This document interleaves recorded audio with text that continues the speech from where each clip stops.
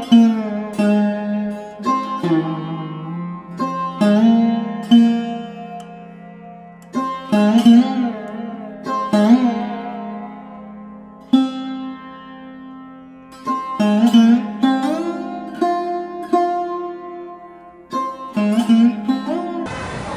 বিভিন্ন জায়গা থেকে সারা রাজ্য থেকে অনেক শিল্পীরা এসেছেন, বিভিন্ন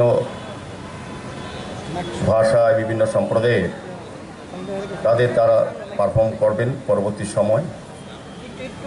এবং বিশেষ আকর্ষণীয় অনেকগুলি প্রোগ্রাম আছে এবং অনেক স্টল দেওয়া হয়েছে। প্রত্যেকেই যারা যারা আজকের এই মেলায় অংশগ্রহণ করেছেন, আমি এই এলাকার আমার পৌর নিগমের যারা কর্পোরেটররা আছেন, অতিথিরা আছেন, সাংবাদিক বন্ধুরা আছেন, প্রত্যেকে অনেক শুভেচ্ছা এবং ধন্যবাদ জানাই। তো বসন্ত উৎসব আগেও হয়েছে, আমাদের এই দপ্তরের তরফ থেকেও আগে করা হয়েছিল। আগে রবীন্দ্রভবনের একটা ছোট্ট পরিসরে এটা করা হতো।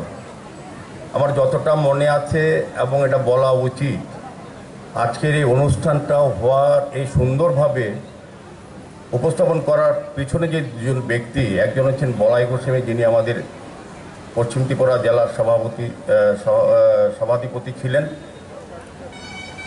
আর পাপিয়া দত্ত মহোদয় আমার সঙ্গে প্রথম ওনারা আলোচনা করেছেন। তো মাননীয় মুখ্যমন্ত্রীর সঙ্গে ওনারা কথা বলেছেন, মাননীয় মুখ্যমন্ত্রীও সম্মত হয়েছেন।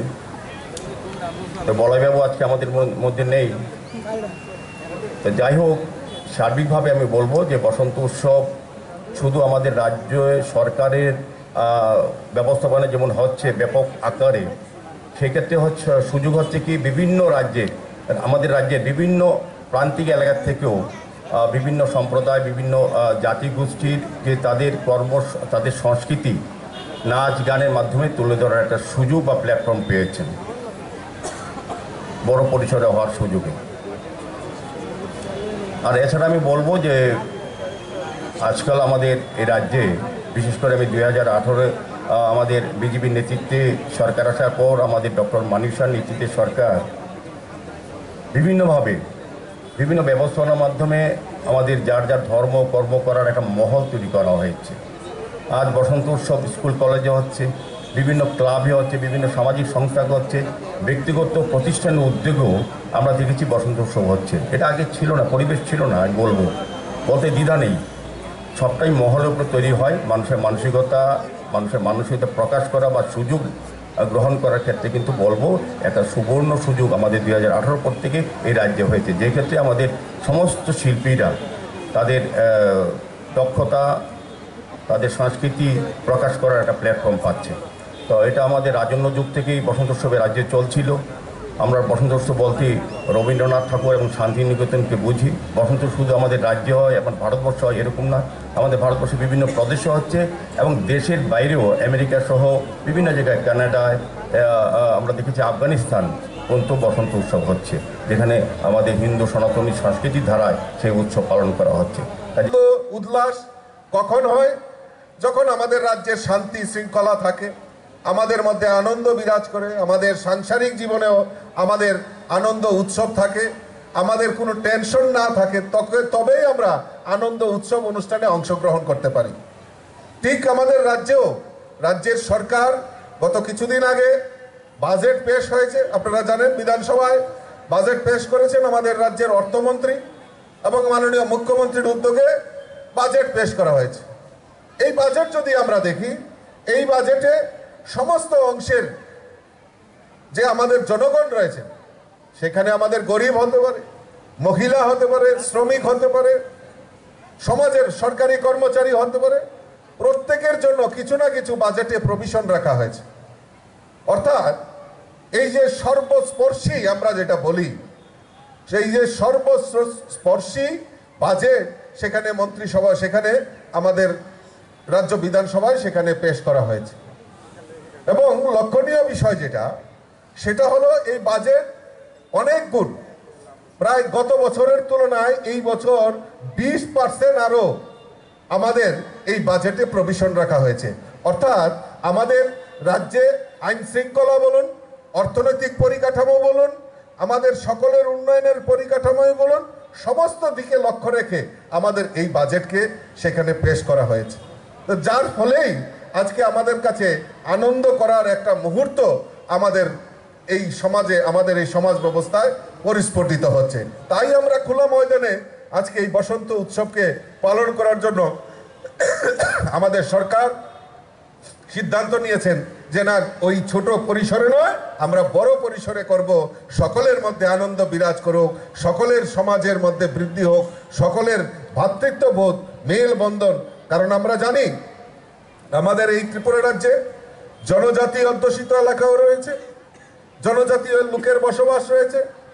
আমাদের সরকার যে চিন্তা ভাবনা যে এই ত্রিপুরা রাজ্যের জনজাতি বিকাশের মাধ্যমে এই রাজ্যের উন্নয়ন সম্ভব, তাই আমরা এই বাজেটেও যদি দেখি স্পেশাল ইকোনমিক ইনফ্রাস্ট্রাকচার অর্থাৎ এই জনজাতিদেরও জন্য আলাদা বাজেট তৈরি করে সেখানে আর্থিক বরাদ্দ সেখানে রাখা হয়েছে।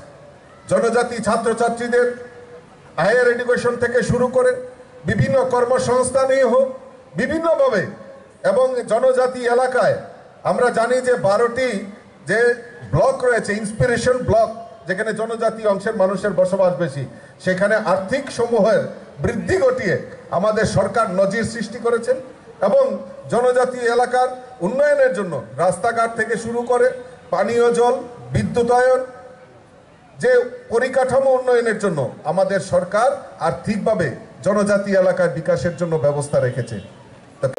তাহলে নিজেও গর্ববোধ করবেন যখন বাইরে যাবেন বা যখন বাইরের মানুষের সাথে কথা বলবেন। You should be proud of our culture. এটা বলা দরকার আমাদের। আমরা এটা নিজেরাই বুঝতে আগে বোঝার চেষ্টা করুন।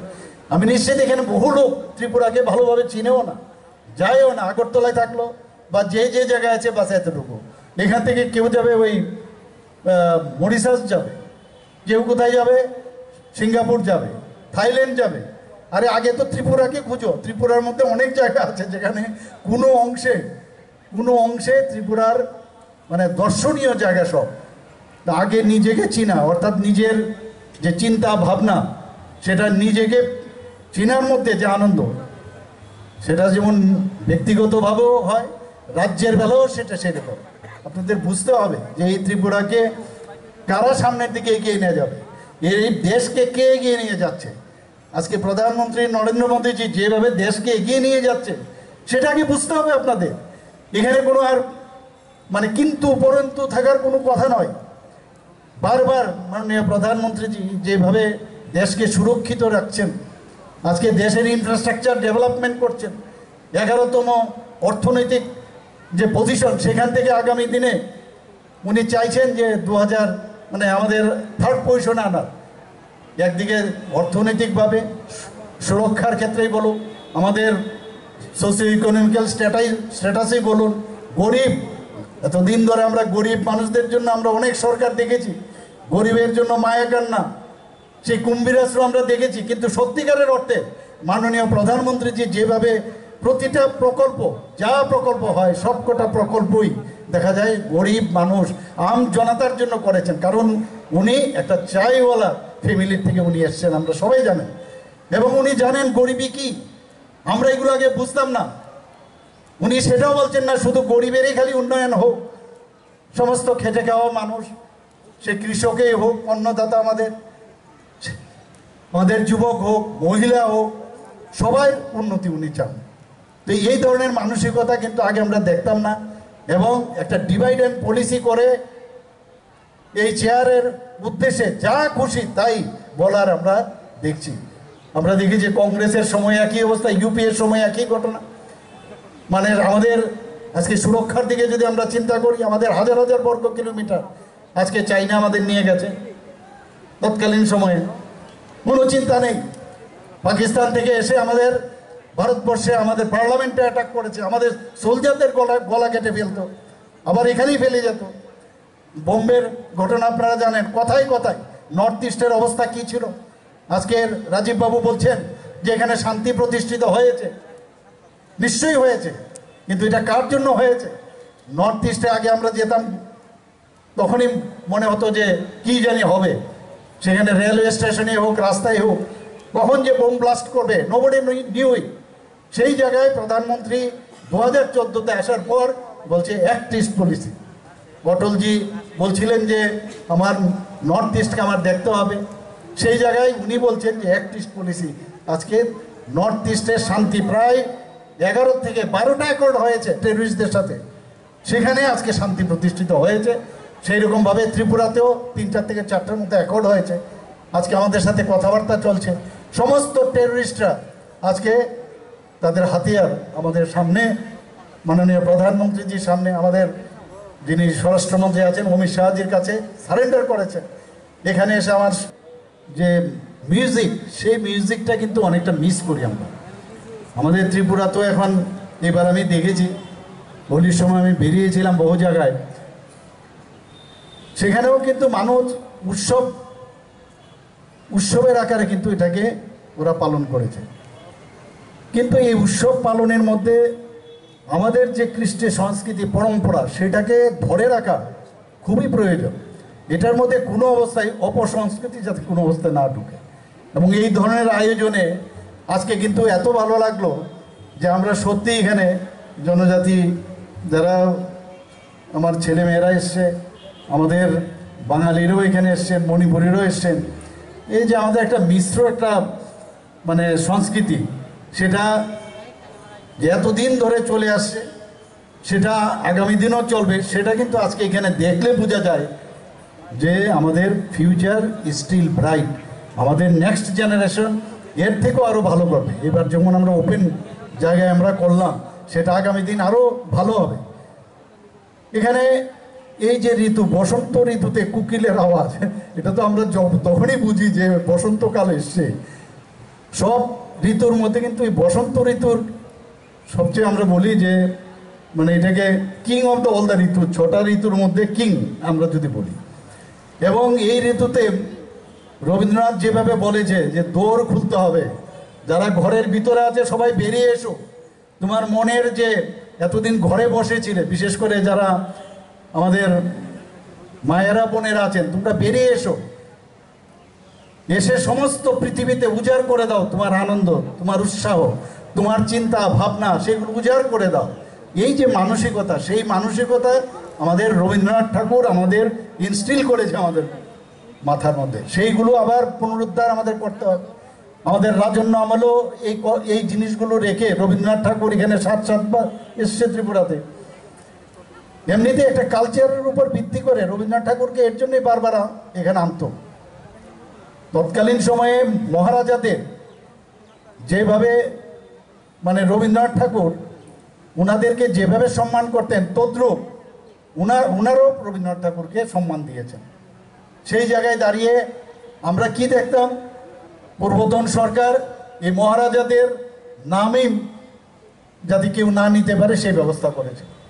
আমাদের সরকার আসার পর মহারাজাদের, বিশেষ করে জনজাতিদের যেভাবে আমরা সম্মান দিতে চেষ্টা করেছি। এখানে রাজীববাবু বলেছেন যে এবারের যে বাজেট হলো, আমরা এই বাজেটের মধ্যে বিরাট একটা অংশ শুধু জনজাতিদের জন্য, আমরা তাদের উন্নয়নের জন্য রাস্তাঘাট, পড়াশোনা, এভরিথিং, ইনফ্রাস্ট্রাকচার ডেভেলপমেন্ট হোক, সব দিকে আমরা কিন্তু বিরাট একটা অঙ্ক তাদের জন্য আমরা রেখেছি।